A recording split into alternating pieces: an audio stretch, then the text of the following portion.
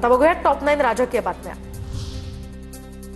पुणे जिल्हा परिषद निवडणूक भाजप आणि सेना युती एकत्र लढण्याची शक्यता। यासाठी भाजप आणि शिवसेना नेत्यांच्या उपस्थितीमध्ये जागा वाटपासंदर्भात चर्चा। परभणीमध्ये भाजपकडून जिल्हा परिषदेसाठी तयारी सुरू। जिल्हा परिषदेच्या 54 आणि 9 पंचायत समितीच्या 108 जागांसाठी भाजपकडून इच्छुक उमेदवारांच्या मुलाखती सुरू, तर भाजप कार्यालयामध्ये माजी आमदारांच्या उपस्थितीत मुलाखती। समर्जित घाटगेंनी फेसबुक पेजवरून तुतारी चिन्ह हटवलं। शरद पवारांच्या राष्ट्रवादीला रामराम ठोकणार। जिल्हा परिषद निवडणुकीनंतर घाटगे भाजपच्या वाटेवर असल्याच्याही चर्चा।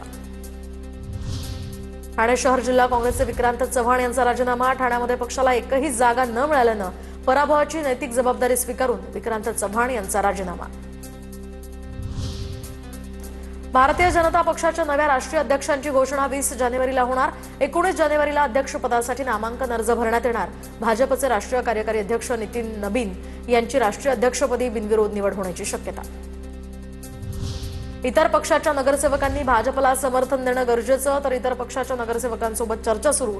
महापौर हा भाजप आणि मित्रपक्षाचा असेल हा विश्वास। चंद्रपूरमधील निकालावर भाजपचे नेते सुधीर मुनगंटीवारांची प्रतिक्रिया।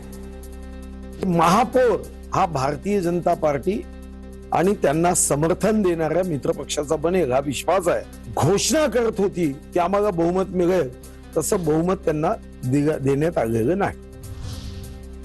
धाराशिवमध्ये जिल्हा परिषद निवडणुकांच्या पार्श्वभूमीवर तानाजी सावंतांच्या कुटुंबात राजकीय दरी निर्माण होण्याचा प्रयत्न। तानाजी सावंतांचे पुतणे धनंजय सावंत वेगळी चूल मांडण्याच्या तयारीत। धनंजय सावंत भाजपकडून निवडणूक लढण्याची चर्चा सध्या सुरू आहे।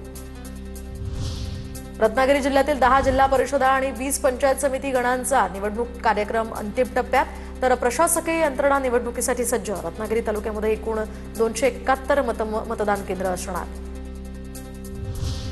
कोल्हापुरात माजी खासदार राजू शेट्टी यांना आणखी एक मोठा धक्का। स्वाभिमानी शेतकरी संघटनेचे सागर शंभू शेटे यांचा आमदार यड्रावकर गटामध्ये प्रवेश, तर आपल्या शेकडो कार्यकर्त्यांसह शंभू शेट्टी यांचा प्रवेश।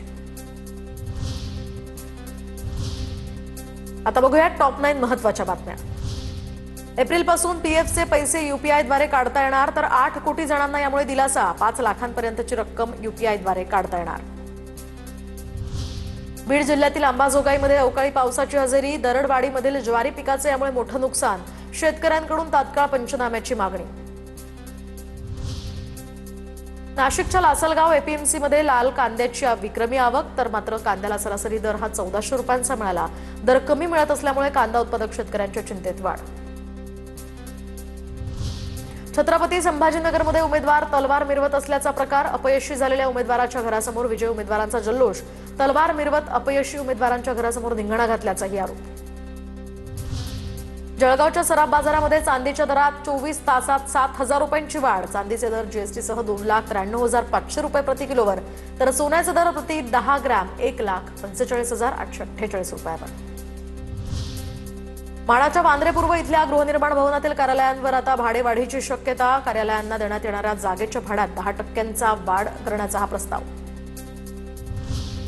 मुंबईतील शिवसेनेच्या पहिल्या महिला आमदार नीला देसाई यांचं निधन। हृदयविकाराच्या झटक्यानं देसाई यांचं निधन झाल्याची माहिती। ओशिवरा स्मशानभूमीमध्ये त्यांच्यावर अंत्यसंस्कार करण्यात आले। महाराष्ट्र राज्य परीक्षा परिषदेकडून शिक्षक पात्रता परीक्षेचा अंतरिम निकाल प्रसिद्ध। अधिकृत संकेतस्थळावर निकाल पाहता येणार। 23 नोव्हेंबर 2025 रोजी घेण्यात आली होती परीक्षा।